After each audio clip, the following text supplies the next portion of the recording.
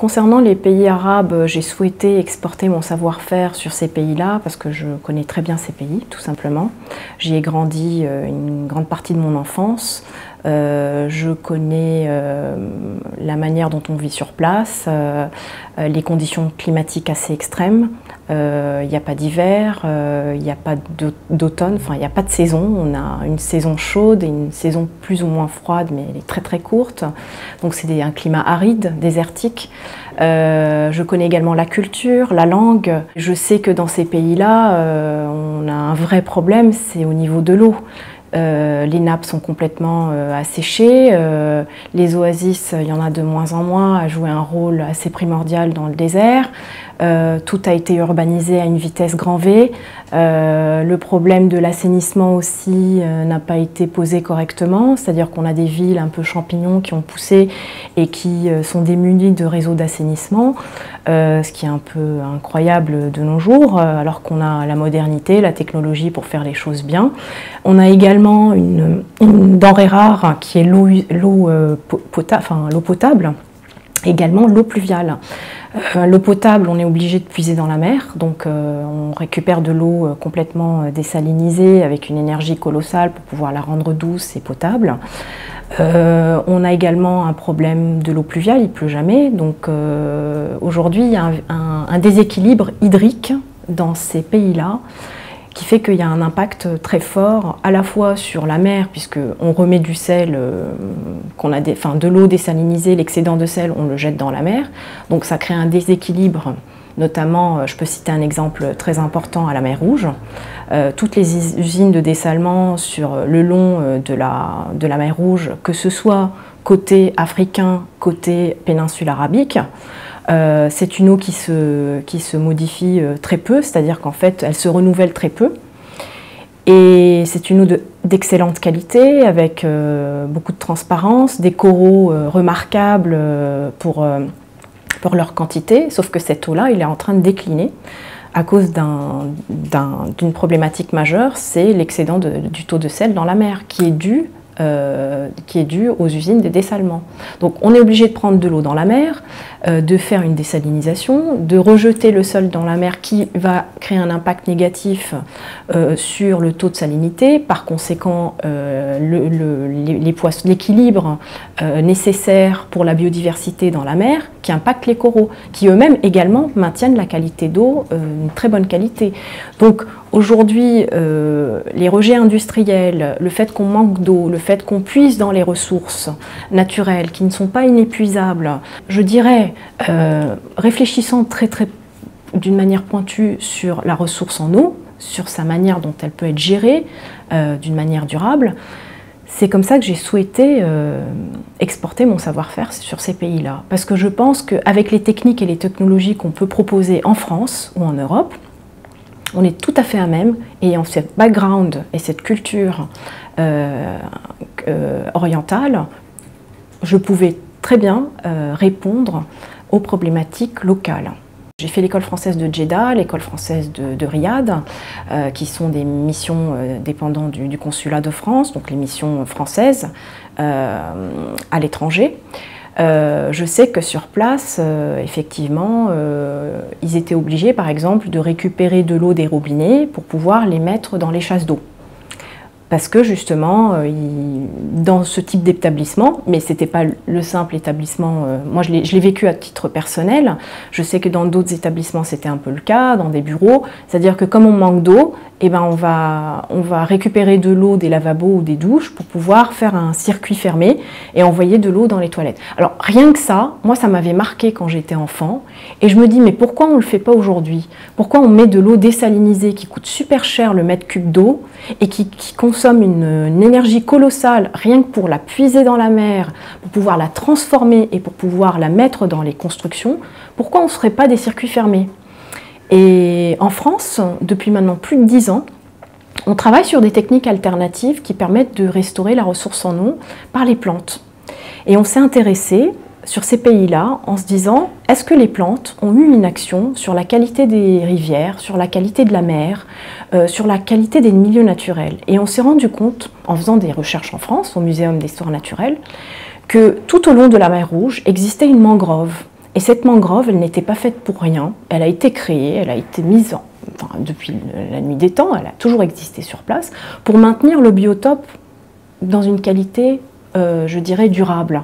Puisque comme je vous le disais, comme c'est une eau qui ne se renouvelle jamais, en tout cas très peu, parce que la mer est très, très étroite, donc la mangrove qui était présente sur les berges ou sur les rivages permettait à la fois aux oiseaux de venir faire leur nid, donc il y avait un système de nidification qui se mettait en place, mais également des zones de frais de poissons au niveau des racines. Et par là même, il y avait une régénération de l'oxygène dans l'eau, par le fait qu'il y ait des plantes sur les rivages qui stabilisaient les cordons de sable, mais qui permettaient aussi de restituer de l'oxygène dans l'eau, capable de maintenir l'équilibre pour les coraux, pour les poissons et pour la qualité d'eau. En enlevant cette nature qui avait cette action de filtration, de maintien du biotope, on brise quelque chose, on enlève quelque chose de cette boucle.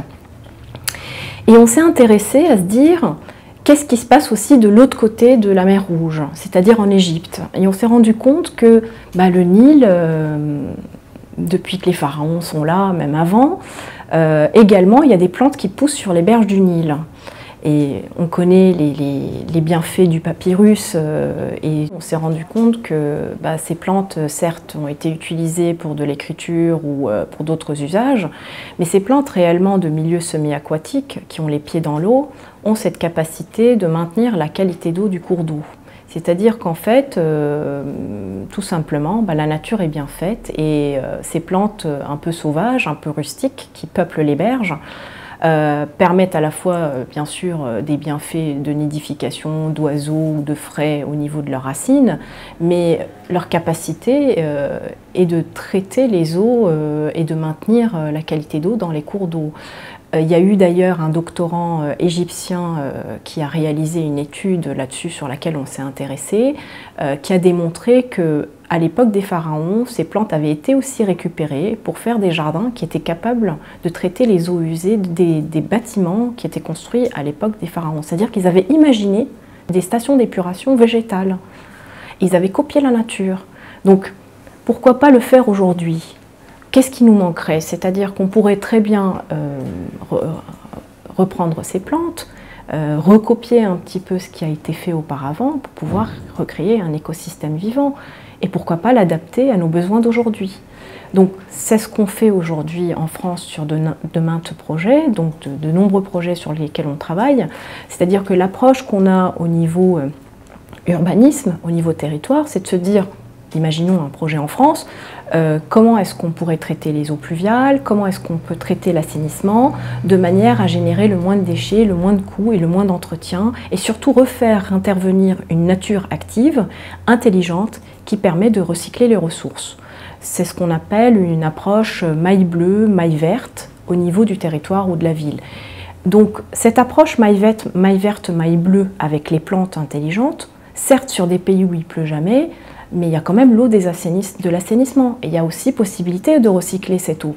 Donc pourquoi ne pouvons pas mettre en place ce type de principe au niveau des aménagements urbains, des routes, des autoroutes, des quartiers. Souvent dans les pays du Golfe, on parle de quartiers regroupés, parce que notamment en Arabie Saoudite, il n'y a pas réellement d'urbanisme à proprement dit. Ce sont des villes dans la ville, c'est-à-dire que les gens habitent dans des formes, ce qu'ils appellent de compounds.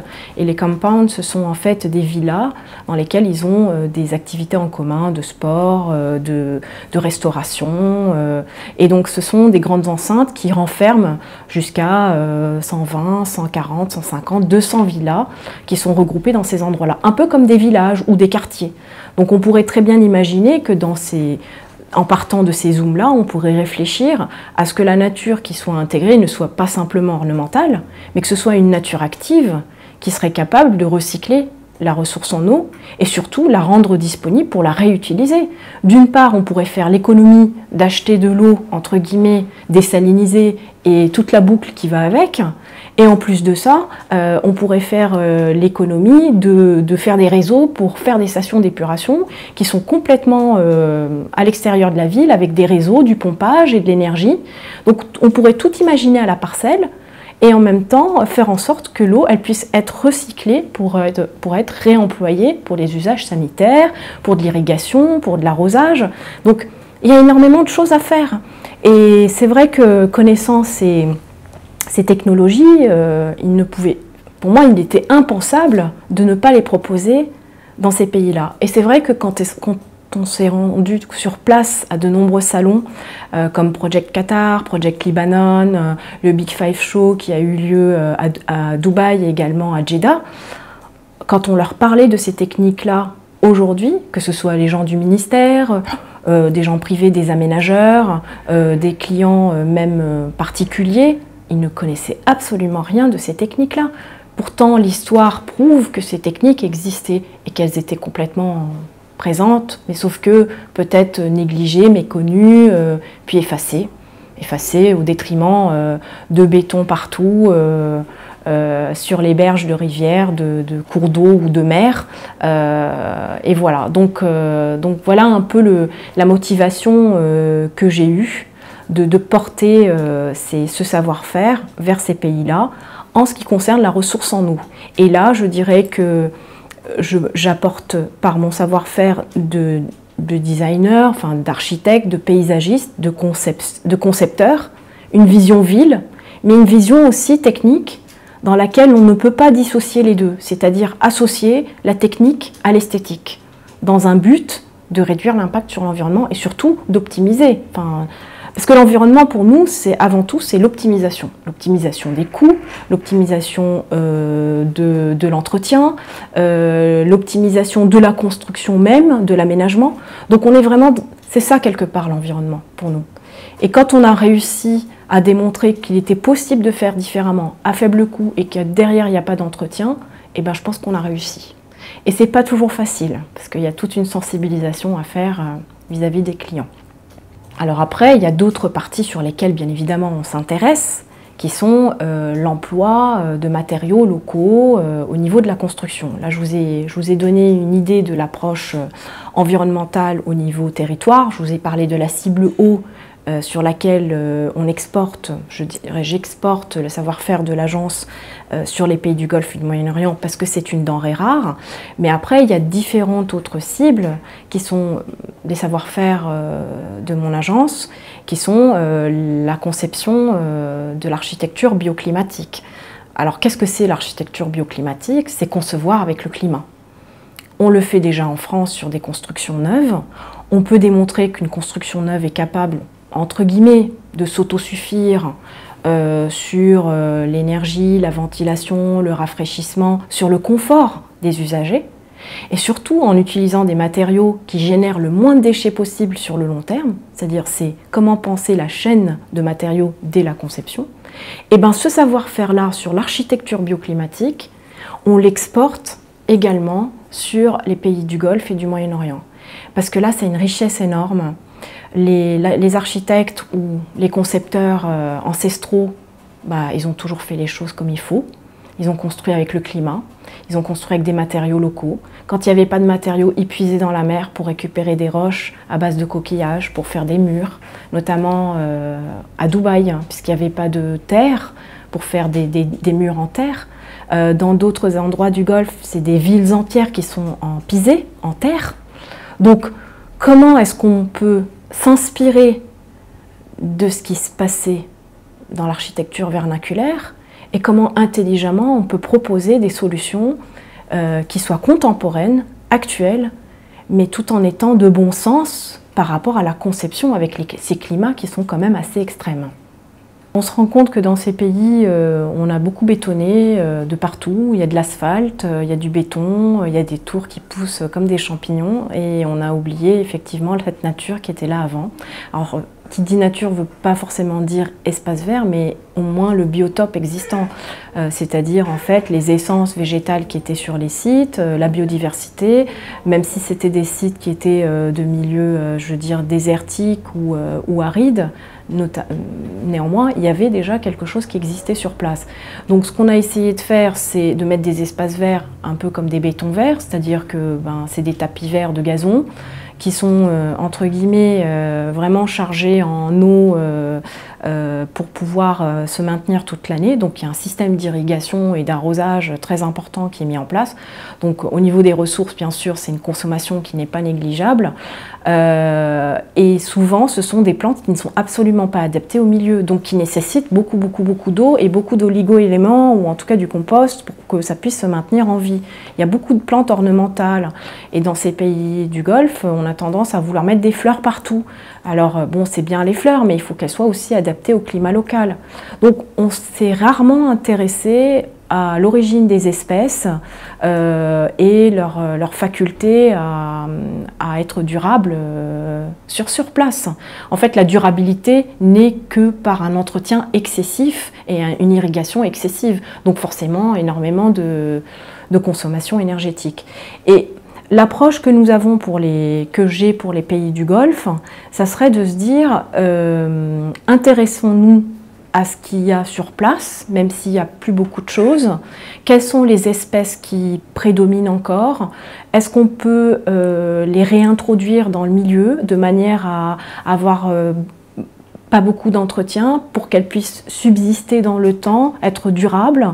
Et est-ce que c'est possible de les mettre en culture avec des pépiniéristes par exemple locaux pour pouvoir les réintroduire dans le milieu? Donc l'idée c'est refaire venir cette nature qui était capable de maintenir le biotope comme je vous l'ai expliqué sur les milieux aquatiques. Ça, c'est en réintroduisant des plantes de milieux semi-aquatiques pour le recyclage, par exemple, des eaux. Sur tout ce qui est plantes terrestres, arbres, arbustes ou des plantes de petite taille, l'idée, c'est de voir ce qui était disponible sur place pour pouvoir les réintroduire et surtout ne pas avoir à avoir un entretien super excessif parce que, justement, ce n'est pas adapté au milieu. Et surtout jouer le rôle important d'une nature qui participe pleinement à la construction de l'architecture. Parce qu'il faut savoir que les jardins du monde arabe avaient un rôle primordial dans l'architecture.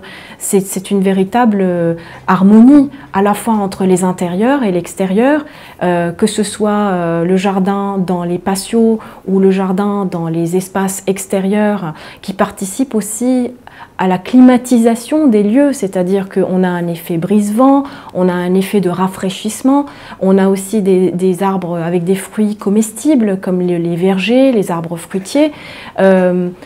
Chaque espèce de plante avait réellement son intérêt dans la façon dont l'architecture des villes était bâtie.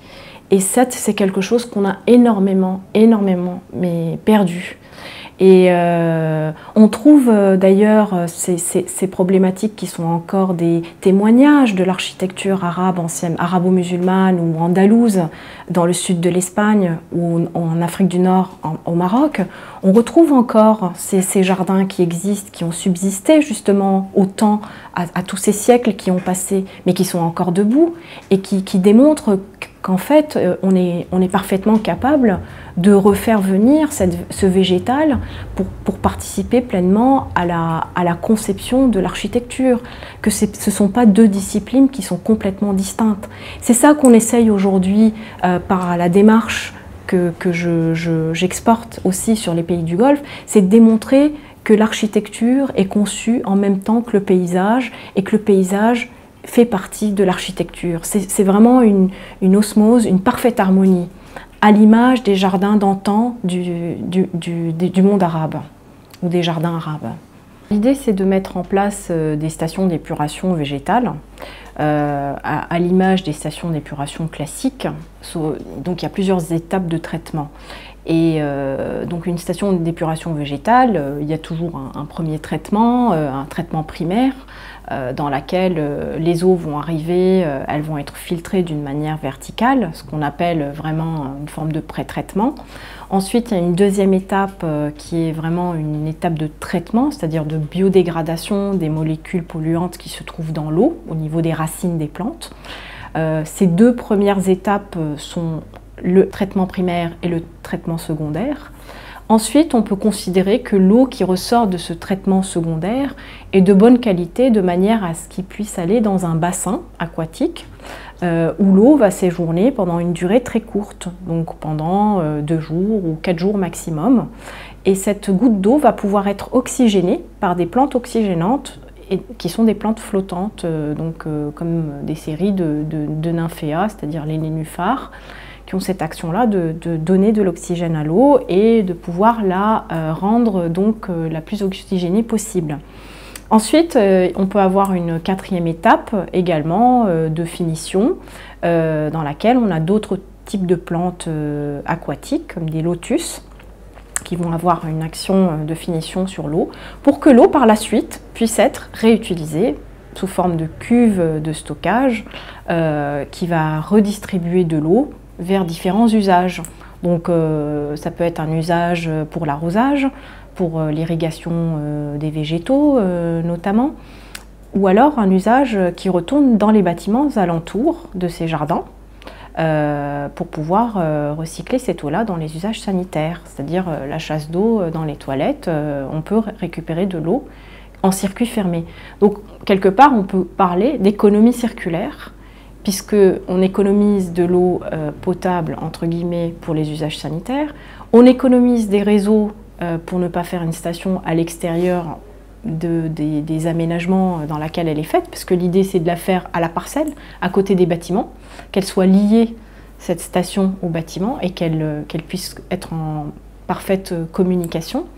Et puis on a une économie également, puisque c'est des espaces verts, donc on entretient un espace vert. Et on va en tirer de la biomasse, c'est-à-dire des déchets verts qu'on peut valoriser, soit sous forme de compost, soit sous forme d'énergie, quand on en a beaucoup. Donc rien n'est perdu, tout est valorisé et recyclé dans un but d'optimisation de la ressource en eau, de son recyclage et d'une forme d'économie.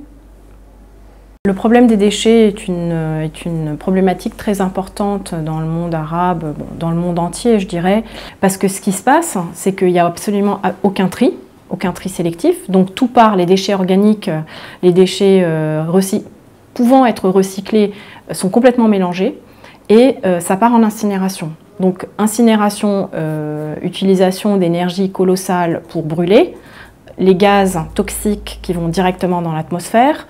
Donc on n'en fait rien. On pourrait valoriser ces déchets, on pourrait mettre en place des solutions de création de chaudières, de générateurs d'électricité, comme par exemple pour le Liban qui achète son électricité. Il y a moyen de valoriser ces déchets. Il y a des solutions de récupération du méthane lorsqu'il y a une forme de fermentation dans les centres d'enfouissement. Bon, c'est pas une solution très écologique parce qu'on enterre, je dirais, les déchets dans la terre. C'est une grosse poche, c'est pas super. Mais quand on peut pas trier et que le tri n'a pas été fait depuis 30 ans, on a des solutions pour mettre en place des usines et des filières qui permettent le recyclage. Le recyclage des déchets pour créer du compost par exemple, ou à partir de déchets organiques, ou même penser au niveau de la ville des formes de composteurs qui pourraient être intégrées pour qu'au niveau de chaque construction, on ait des séparations entre la partie à recycler, notamment le carton, le verre, le plastique, et les déchets organiques qui, eux, peuvent rester sur la parcelle, par exemple, et être compostés in situ pour les espaces verts. Donc déjà, on pourrait économiser pas mal de flux de camions, pas mal de tonnes de CO2 dans l'atmosphère. Donc il y a énormément de choses à faire dans le domaine des déchets. Et c'est une problématique pour laquelle je me suis aussi engagée dans les pays du Golfe et du Moyen-Orient, c'est qu'on peut véritablement, avec nos partenaires en France, apporter un savoir-faire pour la conception des quartiers, des villes, des territoires, avec des techniques justement qui permettent de créer des filières de recyclage, même pour le remploi, c'est-à-dire qu'on pourrait créer des filières de recyclage de déchets pour remployer certains déchets en alliance avec d'autres matériaux pour créer des matériaux de construction. Ça se fait déjà en France. Il y a certaines briques de ciment que réalise un des fournisseurs en France et c'est fait à partir de plus de 50% de déchets organiques. Donc c'est quand même super intéressant que plutôt gaspiller et considérer la terre comme une poubelle. Dans les pays arabes, les enjeux par rapport à l'environnement sont en croissance. Il y a une vraie demande, il y a un vrai intérêt, on demande du savoir-faire, où on demande des compétences. Par exemple, au Maroc, qui est un pays très francophone, il va y avoir la COP22 qui va avoir lieu sur place. C'est quelque chose qui n'est pas neutre.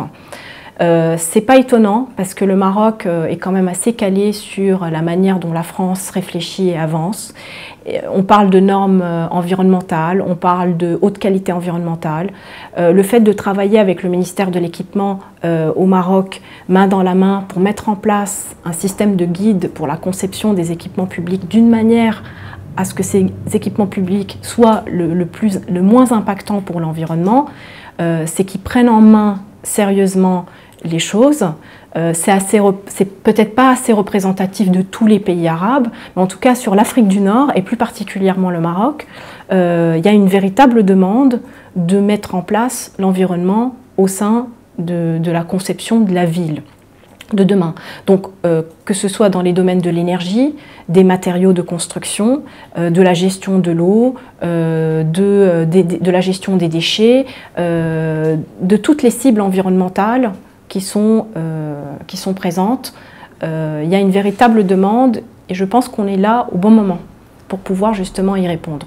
Sur les pays du Golfe ou du Moyen-Orient, les problématiques ne sont pas les mêmes. On va plus parler de gestion de l'eau, gestion des déchets, de l'énergie dans certains pays, plus que parlant de biodiversité, préservation de biotopes ou même de l'efficacité énergétique au niveau des bâtiments. Donc je dirais que les demandes dans les pays arabes sont présentes, elles ne sont pas les mêmes, puisqu'on n'a pas les mêmes contraintes, pas les mêmes besoins et pas les mêmes priorités. Mais à chaque pays va arriver le moment où de toute façon il va falloir repenser la manière dont le pétrole ne pourra plus être là et comment va-t-on faire dans 30 ans, dans 40 ans, quelle est la ressource qu'on pourra renouveler et qui n'impactera pas les milieux. Donc ça, c'est des sujets de réflexion très importants qui vont impacter certainement tous les modes de fonctionnement des pays du Golfe, puisqu'ils tournent à ça. Donc l'énergie ne se pose pas la question non plus, les matériaux de construction non plus. Donc il y a des véritables problématiques qui vont arriver au fur et à mesure de leur degré de priorité par rapport aux besoins, mais aussi par rapport à la ressource qui est en train de s'épuiser.